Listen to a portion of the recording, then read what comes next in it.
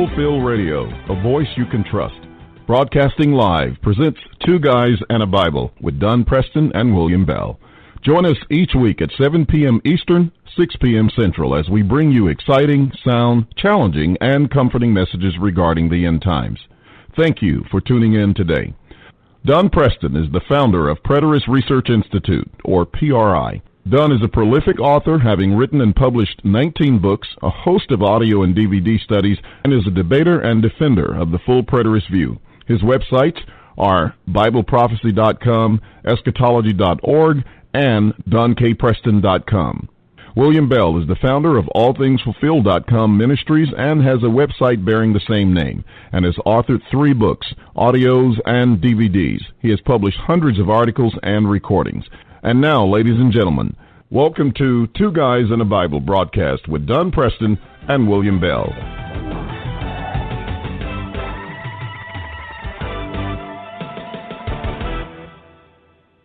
Good evening, ladies and gentlemen. Welcome to the Two Guys and a Bible broadcast. I am William Bell, and this is Fulfill Radio. With me is Dr. Don Preston, and we're delighted to be here. Looking forward to another great study. Hope that you are doing well, that everybody is managing things as best as possible with the COVID-19 outbreak. I listened to some things concerning New York and saw that they are having quite a time there, and maybe there's some other places around the country as well that I haven't been too informed on.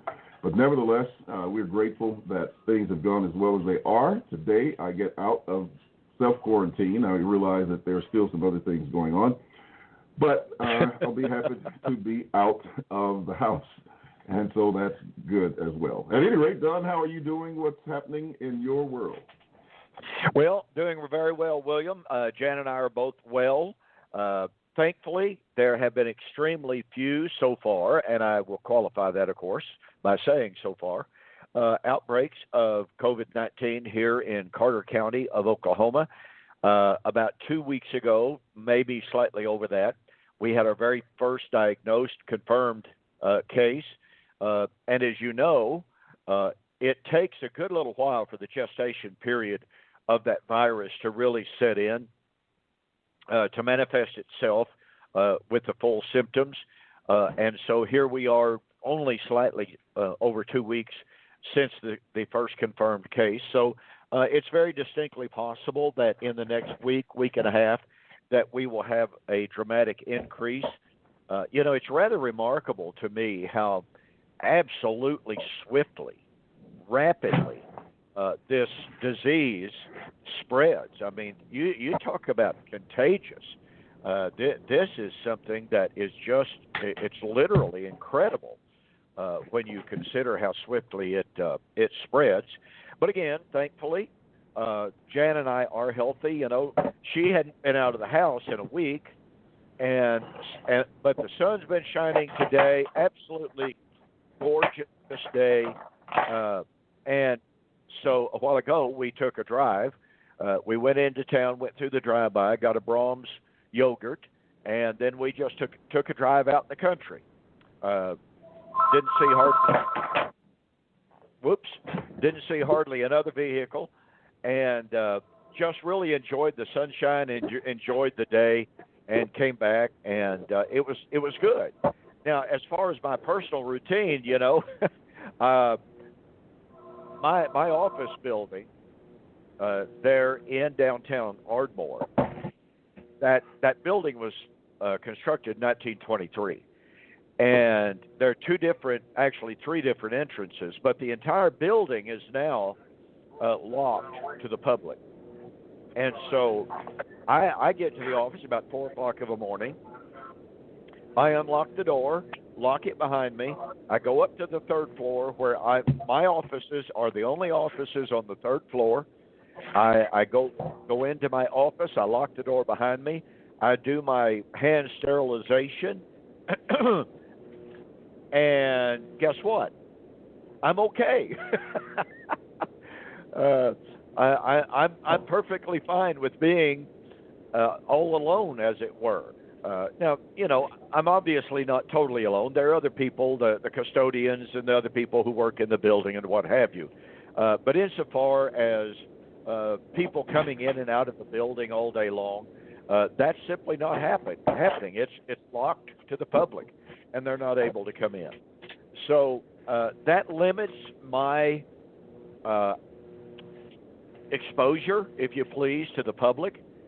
And as I mentioned last week, when it comes to book sales, and I do want to express my profound appreciation to the people who continue to place book orders, because that's part of our lifeline. That's part of our living. And so people are continuing to purchase books. But I'm not going to the post office every day. I will be mailing books out only one time a week, and that will be on Friday morning. And so if you place an order on a Saturday afternoon, or excuse me, Friday afternoon, Saturday, Sunday, or Monday through Thursday, and you're wondering where your order is, you'll just have to be a little bit patient, because as I said, I'm only making one trip to the post office per week, and that's on Friday mornings to mail out book orders. So please be patient with that. It's just part of the contingency plan that is in place to limit my exposure out in public, and hopefully that will help keep me safe. Well, it's good that you got a very good plan going, and I'm sure that the people who are ordering books can understand that. I've got an order for some things out, and it looks like it's sitting in the same place. It hadn't moved, so I guess everybody there is taking precautions. So I don't know if I'll get it or not. At any rate, we're delighted. Leora and I are going to take a little drive because, she's been in the house, and she's working from home, doesn't know when exactly they may even go back to work. I mean, she's still working every day, but most of the people in the office are working from home. That means that, she's confined, and it's only so much of, being under house arrest you can take. You have to get out. You have to get out. So we're going to take a little drive. Won't be much scenery left. I guess it's going to be in the evening, but I'll just drive fast, I guess, and try to cover a few places. But nevertheless, that's what we'll do. But again, Jan and I, I'm sorry, but Jan and I have noticed out here on our street, and you know what our little community is like here on the outskirts of Ardmore. We have noticed more people that we have never seen in our lives walking up and down our street, and they're just out. They're enjoying the sunshine. They're not in groups, obviously, but they're just trying to get out. They're just trying to enjoy getting out, as you expressed it, out from under house arrest a little bit, and getting some fresh air. It's quite a new world that we're living in at the present time. Yeah, it's really sad against the backdrop, too. I mentioned New York earlier, and I heard one of the doctors talk about they actually have, like, these 18-wheeler trucks that they're putting bodies in. Yes. Of people, and now his language was of people that are dying. He didn't say that were already dead. He said people that were dying. Yes. And I thought, wow, that's pretty, that's just, almost unimaginable to think that they have to be in there. Maybe it's just they realize that these people are not going to survive or something. I don't know. But it's just tough to hear things like that. Well, it is, and I saw a video just the other day from Italy, which of course has been extremely, extremely hard hit. But in the hospitals, they were walking down the hospital corridors, and there were people just lined up against the wall, laying there with blankets over them. And some of them are coughing, and you're going, well, this is not good. Here they are in the hallways coughing, spreading the virus everywhere. But they have no rooms left, in the hospitals for them. And the tragedy of it is, I have seen at least 2, perhaps 3 different reports that in some of the more harder hit places around the world, Italy being one of them, the doctors over there were now saying that they're going to have to be, quote, very judicious, unquote, about determining whether or not to even treat people that are 65 or older. Now that's kind of scary. I mean, to think that they're actually contemplating saying and implementing a policy that says, you're 65, you're kind of old, guess what? We're going to treat this 35-year-old over here, and good luck to you. So that's pretty scary stuff. But that's not the only report that I've heard. I've heard that there are other places as well.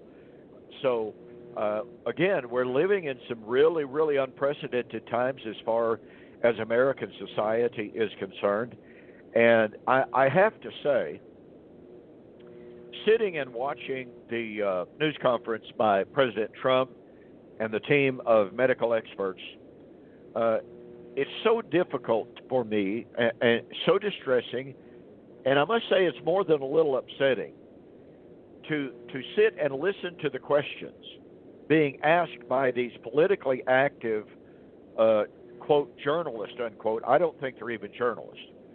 They are, in fact, political activists and nothing more. But it doesn't matter what the political experts say. It doesn't matter what President Trump says. Doesn't matter what Vice President Pence says. These journalists will ask questions attempting to put the extremely worst spin on everything that's been said and to try to twist and distort what has been said and make it into something that wasn't even close to what was actually said. Jan and I were sitting on the couch just a little bit ago listening before I came on air, and we're listening to these repeated questions by these politically active journalists whose number one motive is, well, they're driven by their hatred of Donald Trump. That's more than obvious. And they were asking these such incredibly loaded questions that paid no attention whatsoever to the charts, to the modeling profiles that were being shared. They would ignore it and jump right so far beyond what was being said. And Jan and I we turned to each other and said, are they not paying a bit of attention to what these doctors, forget what President Trump said, forget what Vice President Pence said, they were completely and totally ignoring what these very top medical authorities in America were saying, and about the progress that's being made, trying to make it out as if no progress is being made, as if we're in the midst of Armageddon almost, and that we could just expect our society to collapse on itself just any day now. And it's so upsetting when you have people that are so politically motivated that they're willing to not only ignore but to pervert what is being said for their own political means. I mean, it's just absolutely horrific. And you would think at a time like this that people would put aside their politics, put aside their personal agendas, and that they would report facts. They would not try to distort the reality. They would not try to be fearmongers. But that's obviously not the case. So I'll get off of my soapbox on that, and we can return to our normal programming. Yeah, one other note that I'd like to mention at this point is the amount of fear that people have associated with the events that are going on related to the COVID-19, the changes in the weather, some other things that are happening as far as nature is concerned, and just the environment of unrest that's happening.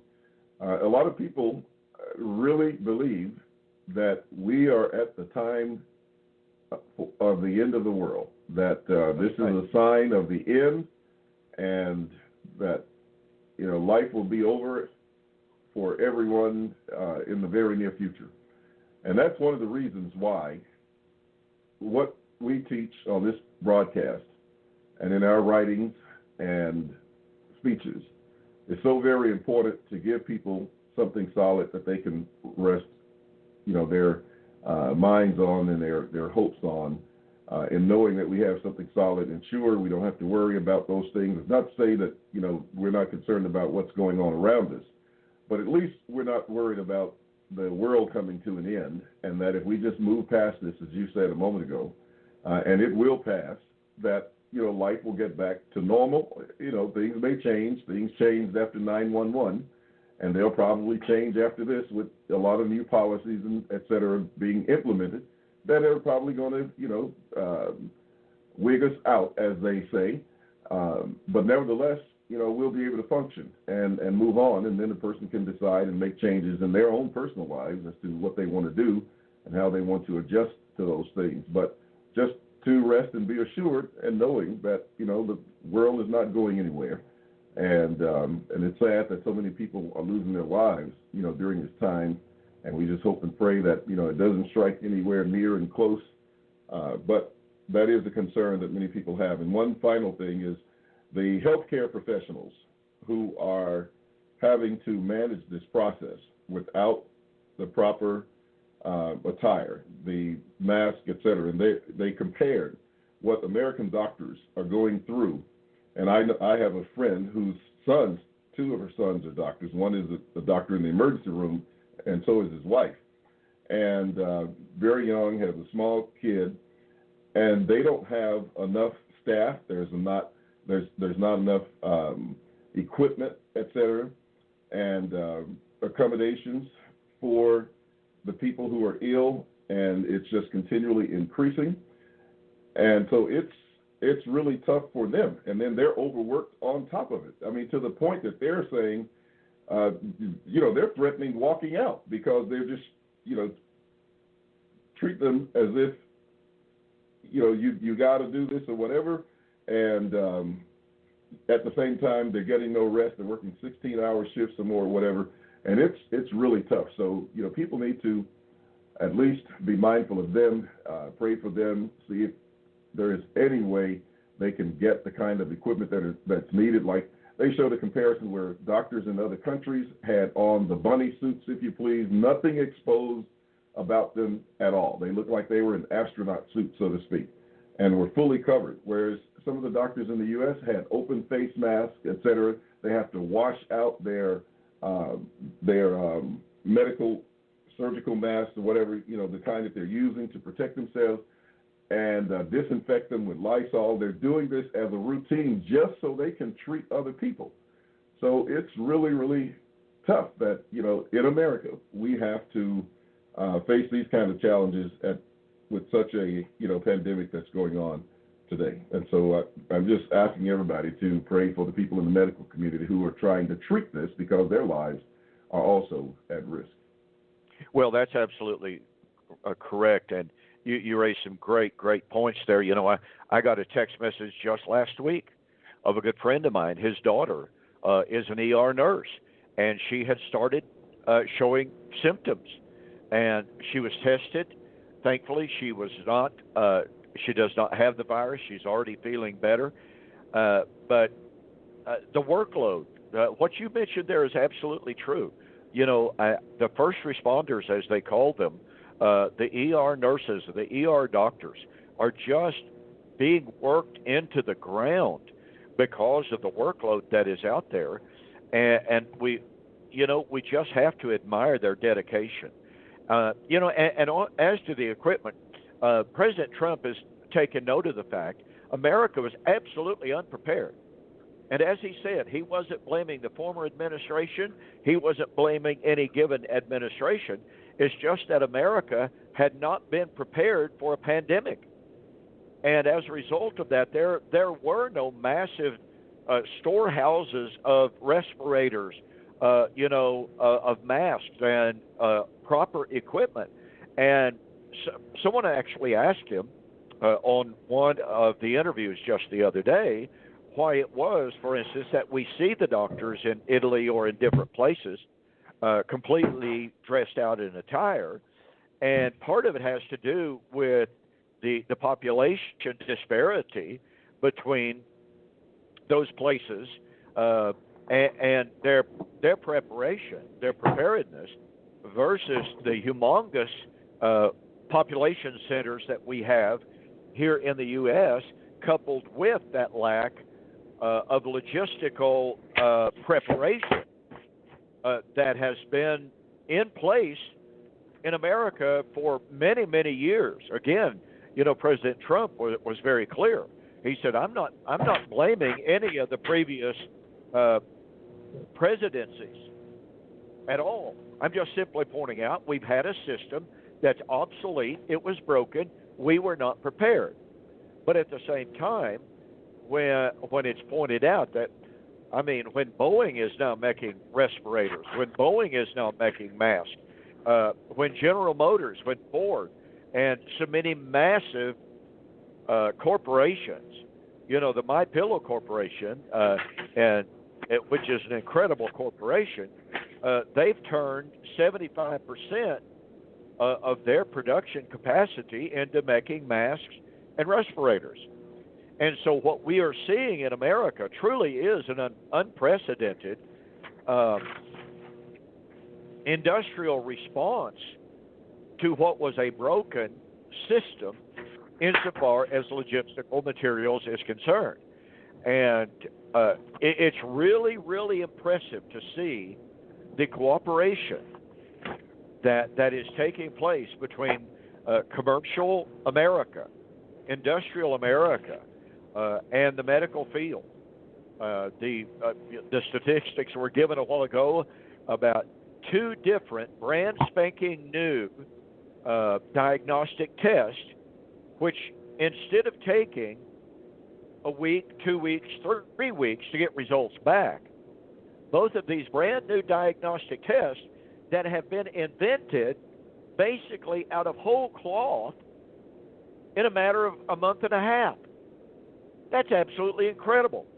And they're now on one particular test that can give a diagnostic test in 15 minutes.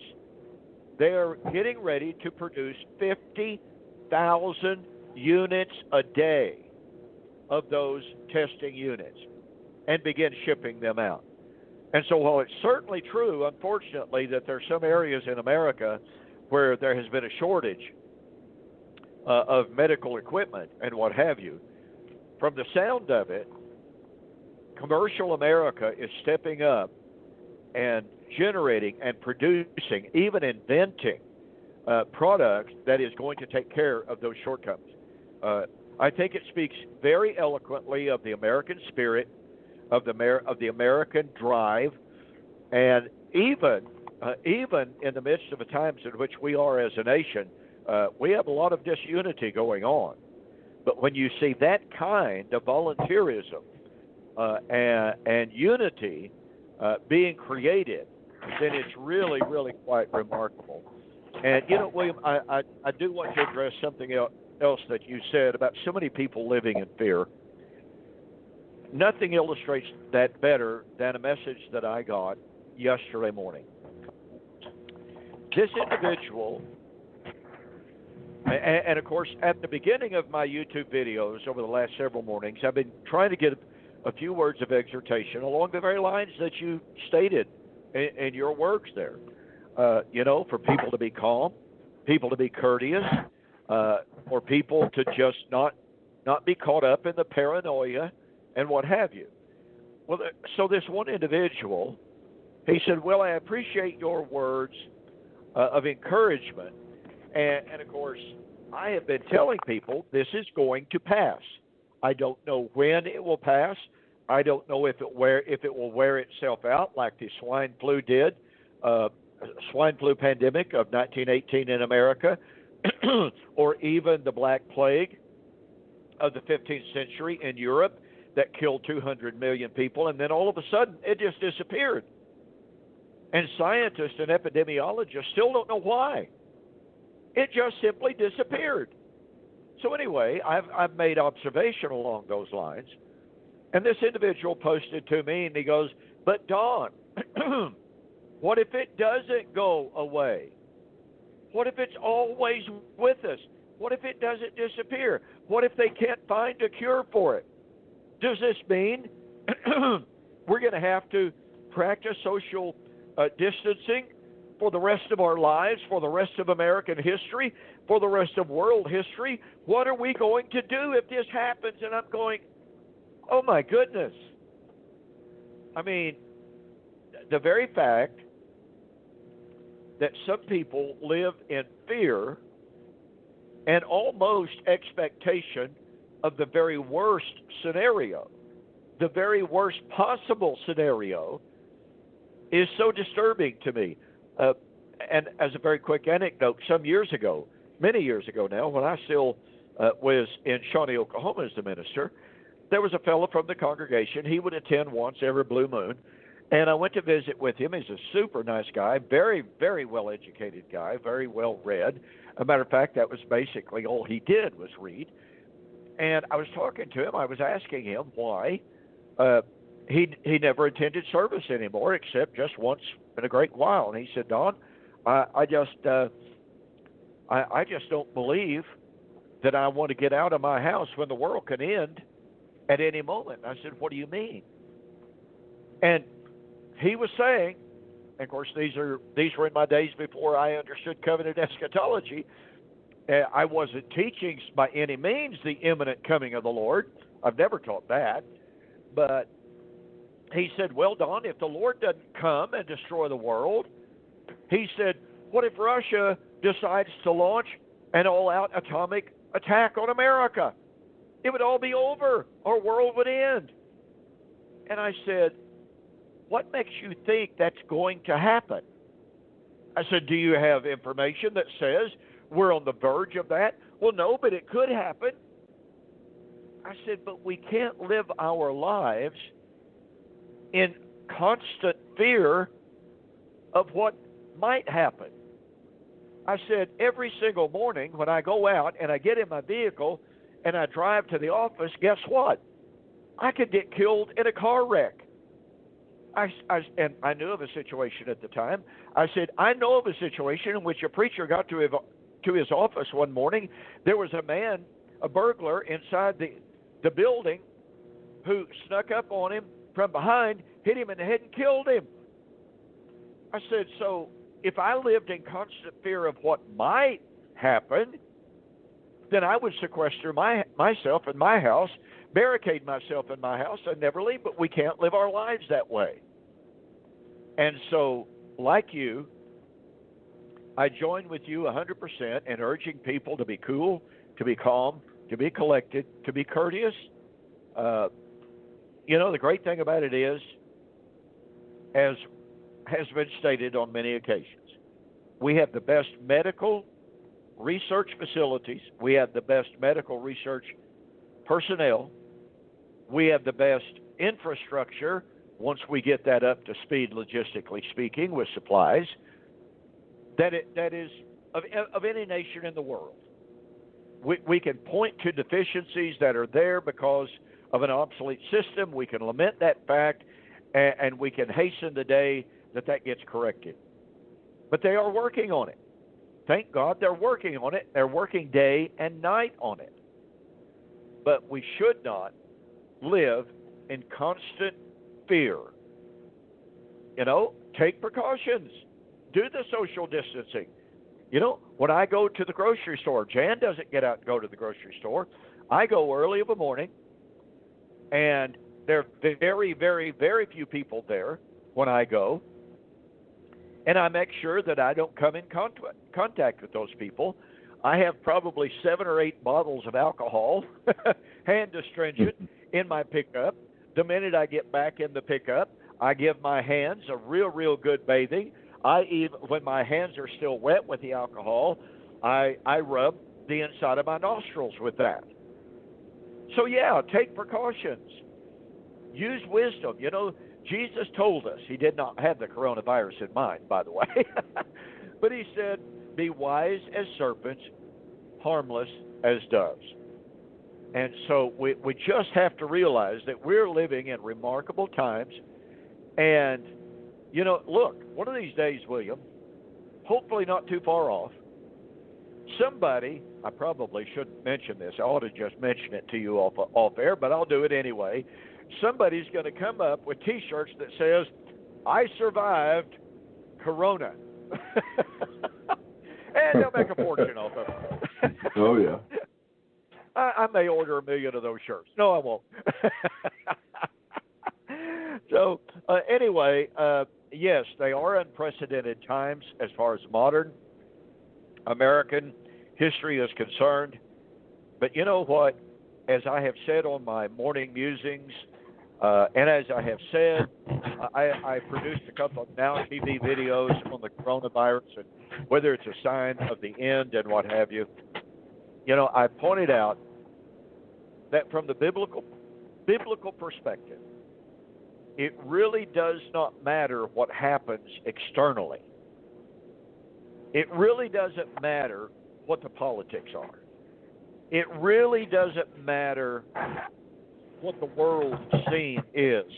It really doesn't matter how just or unjust or painful or whatever the world history around us may be. Because the bottom line reality is nothing can separate us from the love of God. Romans 8:32. And if our faith, if our confidence, if our assurance, if our devotion is to the Lord, then no matter what happens, then we can rest in peace in that reality. So I'll leave it at that. Yeah, I just noticed an article that Rod MacArthur had sent on fear, faith, that it won't work, etc. And this is an article that he wrote today, actually, about faith versus fear in the face of the COVID-19 outbreak. And so I've got it. I'm going to read it. I haven't read it yet, but if anybody wants it to be shared, then get in touch with us, and I'll be happy to send it over. You can contact Rod MacArthur, and I'm sure he'll share it with you. But well, I'm going to be publishing it on my website. Oh, okay, good. So it will be available on donkpreston.com. All right. Rod's a good writer. He is a good student, and always appreciate his insights. And William, as I have announced, we will be, as I mentioned last week, for those who perhaps did not tune in last week, but I'm making the announcement this week on my YouTube videos. We are canceling Preterist Pilgrim Weekend 2020 in Ardmore, Oklahoma. However, we are going to have a virtual Preterist Pilgrim Weekend, and my webmaster, Alan Morton, who is just an absolute incredible blessing to our ministry, he has already set up a website, a special website, ppw videos, et cetera, and each of the speakers will be producing their videos of their presentations. Our theme this year is the Book of Revelation, and each of the speakers is going to be producing the videos of the presentations that they were going to give in person here in Ardmore, but they're going to send those videos to us. We are going to have them on the internet, and you'll be able to see Preterist Pilgrim Weekend 2020 on the internet. It won't be live streamed, but those videos will be there for your viewing pleasure and experience and for your learning. And also, we're even going to have a Preterist Pilgrim Weekend book table. You know, normally at the Preterist Pilgrim Weekend, we offer some really, really fantastic book specials, DVDs, MP3s, etc. And of course, there's no shipping charge for there. So what we're going to do is we're going to set up a virtual table, and we will be offering the prices on the virtual book table that we would be offering if we were having the seminar there at the venue. And, you know, you order the books and there'll be no shipping.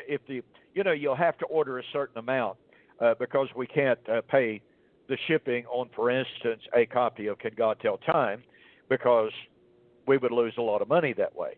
So there will be a limit, a set limit to get free shipping, but it will still save you a tremendous amount of money.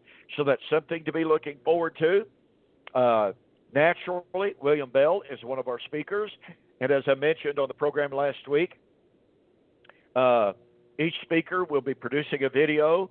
And since we will be airing that in July, that means that William is already behind in producing his videos. And I will, I'm expecting word from him any time now on the production of his videos. But by the way, Don Preston is also behind in producing his videos for the Predators Pilgrim Weekend. So there is that. So anyway, I just wanted everyone to be aware of that. I've been receiving inquiries from different people about, are you going to have the conference, et cetera, et cetera. But as we looked at the progress of the COVID-19, I reached out to the people that I trust most, which of course is William Bell and some of the other people that I consult with on a regular basis. And we just all felt collectively that it was the wisest thing to do to cancel the Predators Pilgrim Weekend this year. I for one, given my age, given my personal background, underlying health issues, as I've shared with you on different occasions, I've personally had double pneumonia 13 times. So I'm not getting on an airplane personally. I'm not going to take that risk. And that's one of the reasons that I'm taking the precautions that I am insofar as my public exposure. I told my wife, she didn't really appreciate it, but, you know, it's just kind of the fact of life. I told my wife, I said, well, babe, if I catch this stuff, you might ought to just kiss me goodbye, because if I catch it at my age and with my respiratory problem history, I'm not real sure that I would be able to survive it. I hope and pray that I don't catch it. I would hope and pray that with some treatment I could survive it, but hey, who knows? And I'm not trying to be pessimistic at all. I'm just a realist, given my own personal health history. So there is that. But all of that aside, be looking for the Predators Pilgrim Weekend 2020 virtual seminar. I think it's going to be great. All right. William, you have anything else you want to throw in there? That's about it for me for now. Okay. Well, we want to take the rest of the program to get back to our discussion of the Messianic Temple. I mentioned a couple of weeks ago that my friend in Israel, he's such an incredible guy. He's such a jovial, gregarious, friendly, funny type of guy, but extremely, extremely knowledgeable. But he and I were corresponding back and forth, and he was sharing with me that one of his sons has a house, and the view out of one of his windows is the Temple Mount, what they call the Temple Mount, where the Dome of the Rock currently sits. And he said, well, that's literally a $1 million view of the Temple Mount, where Solomon's temple once sat, where the Herodian temple once sat, and he added this, where hopefully the third temple will one day be built. And I thought to myself, here is just another tragic, sad example of a false expectation. It is the same expectation as the dispensational world. Even though, as I pointed out, the dispensational world actually believes that two more temples are to be built.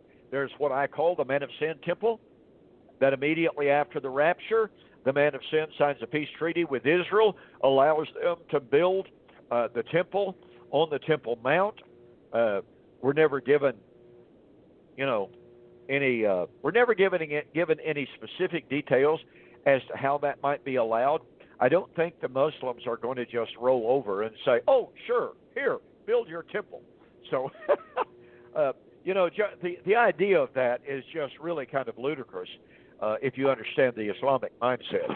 But that Messianic temple then comes after the man of sin temple is destroyed during the Great Tribulation, and the second coming takes place, and then Jesus himself constructs what is called the millennial temple. So in the dispensational view, there are two yet future temples. In the Jewish worldview, there's one temple to be rebuilt. And yet, what we've been sharing with you in our studies on this marvelous subject is that even the Old Testament is so clear that the that the first century temple had to be and would be destroyed. And in its place, there would be a cultic, there would be a system, there would be a, quote, temple that would be absolutely radically different in nature and in substance from the Old Covenant temple. It would be a temple that, according to Isaiah chapter 60, strangers and foreigners could offer sacrifice on the altar of the Lord, and those sacrifices be acceptable. That's just unheard of. Because you see, even in Jerusalem today, they have what is called the Temple Institute, in which they're supposedly training men of the Cohen family. Now, they claim they're of the Cohen family. They have the name of Cohen. But guess what? They could prove that they're of the Cohen family if they absolutely had to, because they don't have their genealogical tables. They just don't have them. I'm sorry. They're not there. They were destroyed in AD 70. So they have in Jerusalem, even today, what they call the Temple Institute. Here's what's rather remarkable.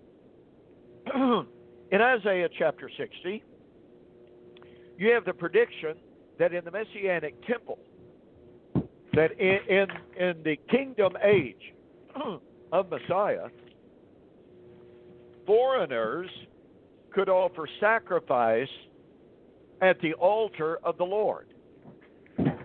Guess what, folks? That is not in the mentality of those in Israel today who are preparing to build the Messianic temple. They have no such idea or concept.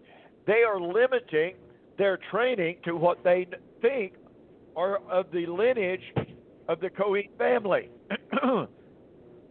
William, doesn't that tell us all within itself that they're not even following their own scriptural guidelines for the Messianic temple? That would be correct. And it's quite interesting on probably many things that they're doing and proposing as far as that goes. Yeah, it just kind of staggers the imagination when you see what the Bible says about the Messianic temple. And I keep thinking that one of these days I'm going to write a book. I've actually got a file started with some of these radically different elements of the Messianic temple. But I thought to myself years ago, as you go through the Old Covenant, as you go through the Tanakh, what you find there is all of these hints and clues, some explicit, some implicit, that speak of the Messianic temple. And it is, as I just shared, it is so radically different from the Solomonic temple or from the Herodian temple. And you're going, wait a minute. If they're expecting this, if they're expecting what the Old Testament actually predicted, then what the Old Testament actually predicted is not what they're telling us is going to come. Not at all. I mean, how can you go to passages like Isaiah 60 How can you go to Isaiah chapter 66 that in predicting the Messianic temple says that if a man offers an animal sacrifice, it's the same as if you kill a man? Wait a minute. They're preparing, ostensibly, these priests who are supposed to be qualified, which they can't be, to offer animal sacrifice. Yet the Lord said in Isaiah 66 that in this coming time there is no temple, because God doesn't dwell in temples made with hands. And if you do offer an animal sacrifice, it's the same as if you killed a human being. You talk about radically different. You talk about revolutionary. And yet, once again, you have this dispensational expectation of the kingdom. And by the way, I should point this out because this is important. The Pharisaic expectation of the kingdom matched to a great extent, not point by point, not perfectly parallel, but the Pharisaic expectation of the kingdom and of the temple matches in many points the Jewish expectation. And one has the right to ponder, is that what God actually predicted? Now, I wrote a tract years ago. It went through two or three printings through Star Publishing out of Fort Worth, Texas. Sold everything out. I've revamped it over the years. One of these days I may republish it. But I have to even revise it a little bit more because I wrote it even before I came to my full, sort of kind of understanding of covenant eschatology. The foundation of it is still solid.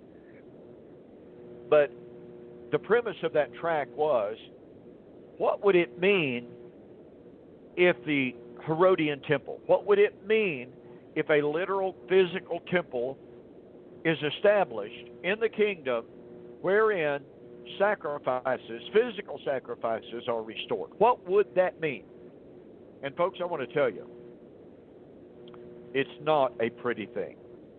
But we come back to Isaiah chapter 66, where we've spent a good deal of time so far, and I want to remind you that here in Isaiah 66, the Lord says, "Where is the house that you will build me?" And Peter picked up on that in Acts and quoted it verbatim in Acts chapter 7 and makes the application. He gives the interpretation, and again, he gives the application of it.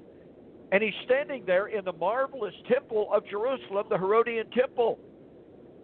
As beautiful, gorgeous, and such a marvel as it was, but he says, God does not dwell in temples made with hands. And it was at that point they took up stones to kill him. The irony of this is he was quoting from their scriptures. He was quoting from the premier Old Testament messianic prophet of Isaiah. They knew what it said. And yet when Stephen pointed out what it meant, they killed him. Folks, we really, really need seriously to contemplate the seriousness of that application of Isaiah 66. Now, I want to keep everything in mind here, okay? Isaiah is written in the context according to Isaiah 63, 17, and 18. And Isaiah laments the fact that Israel has erred from their way, and the Lord has departed from them. And listen to what he says. The people of your holiness have possessed it, that is the temple and Jerusalem, but a little while. Now, he's speaking obviously relatively in a subjective manner. He is using hyperbole.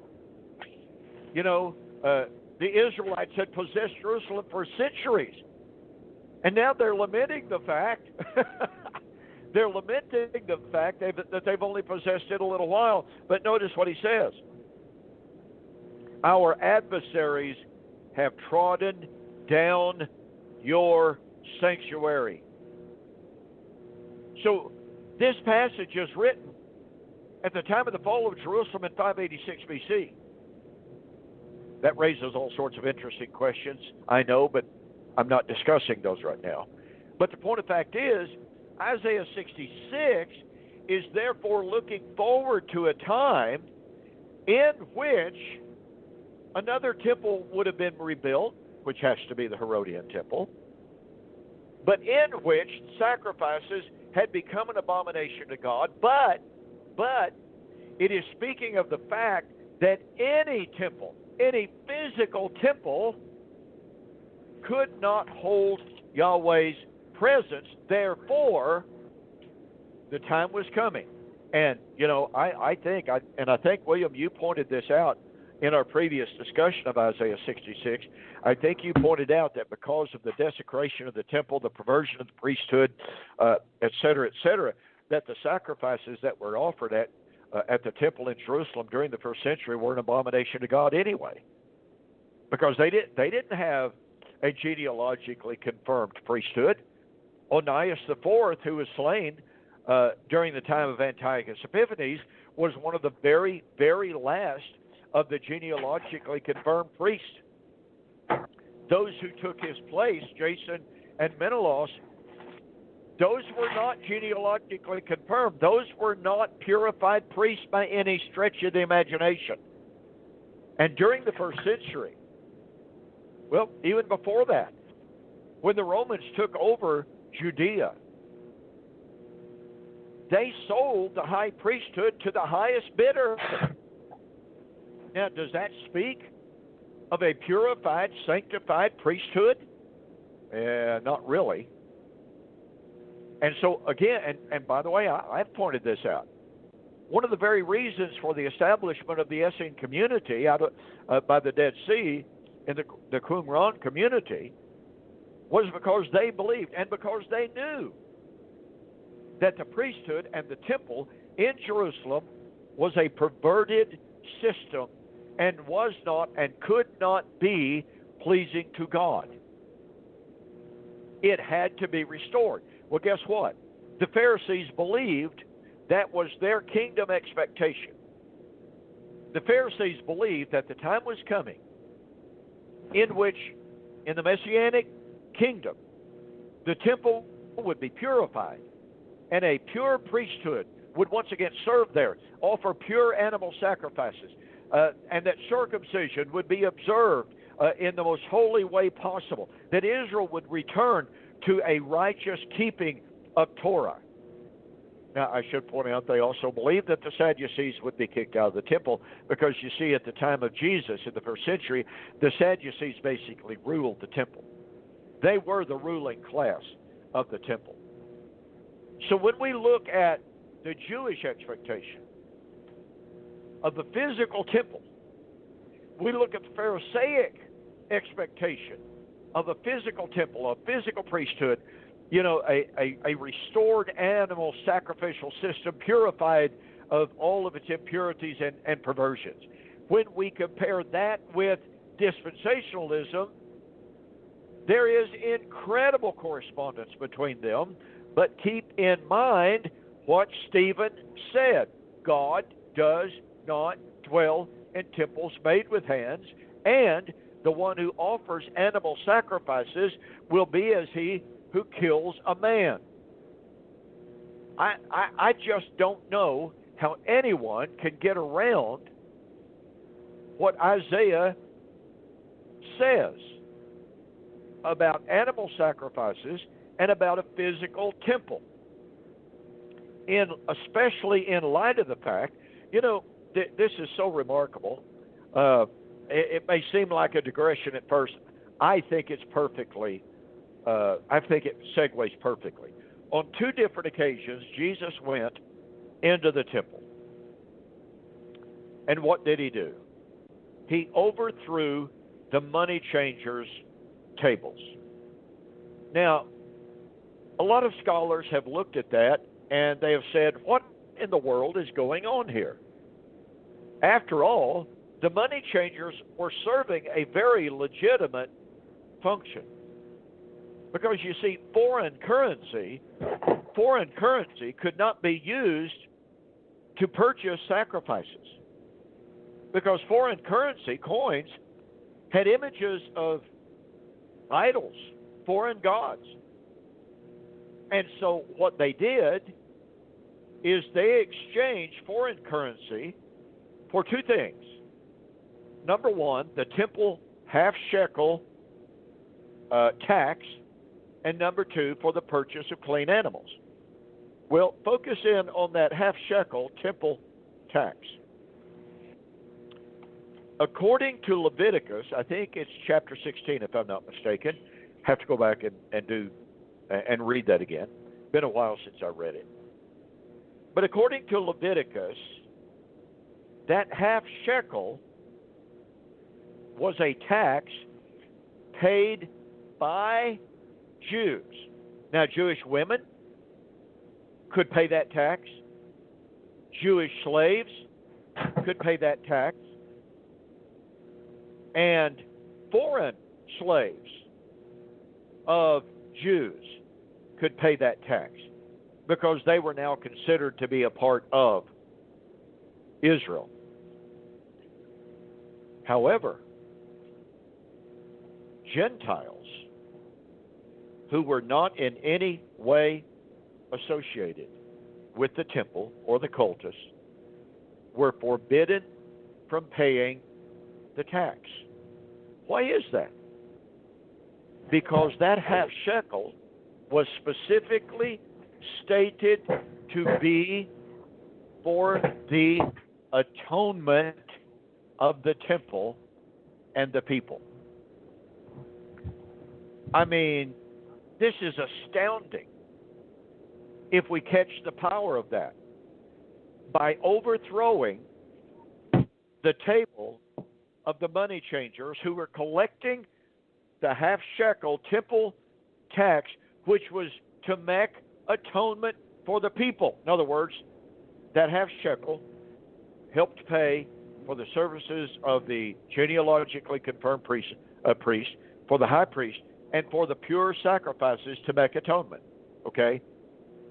By overturning those tables twice, Jesus was in effect overthrowing the temple atonement system and saying, you know what, folks, you can pay your tax if you want to make atonement for the temple, but guess what? I'm bringing this to an end. I'm overthrowing this. That brought the temple, the priesthood, and the sacrifices themselves. It brought the very day of atonement into question as it stood in the first century. And really, in a very real sense, it pointed to Jesus as the true, the one, and the only one who could make the atonement. Not their half-shekel tax, not that high priest who went in the most holy place on Yom Kippur. No. Jesus was saying, I'm overthrowing this. So when we view Jesus' temple actions of overthrowing the money changers' tables, look, he wasn't simply objecting to money changing. That was a legitimate function. No, he was striking at the very heart of the sacrificial atonement system. William, have you ever read any articles on that? It's absolutely fascinating, and it's so provocative. I haven't read any. I was sitting here just thinking what a powerful concept. And when you put it together in the overall scheme of, covenant eschatology, the temple paradigm, it just makes so much sense and fits so perfectly. I was having a conversation with Holger today, and we were looking at another passage in the Old Testament that we had been looking at in time past in sort of normal, just interpreting it from a very common perspective, applying it to humanity. And then when we looked at it and saw the covenantal background of it, it was just absolutely awesome. I'm not going to say anything about it right now, but this one does the same thing. And so it's just quite powerful. Great information, great job. Really appreciate it. Okay, well, ladies and gentlemen, we are out of time. William, it's great to be with you as always. And ladies and gentlemen, thank you for joining us here on Two Guys in a Bible on Fulfilled Radio, a voice you can trust. With that, I will say good night and God bless. Thank you for joining the Two Guys in a Bible radio broadcast. On behalf of Dunn Preston and myself, we'd like to say have a very pleasant day and may God bless. Until next time, we'll see you on Fulfilled Radio, a voice you can trust.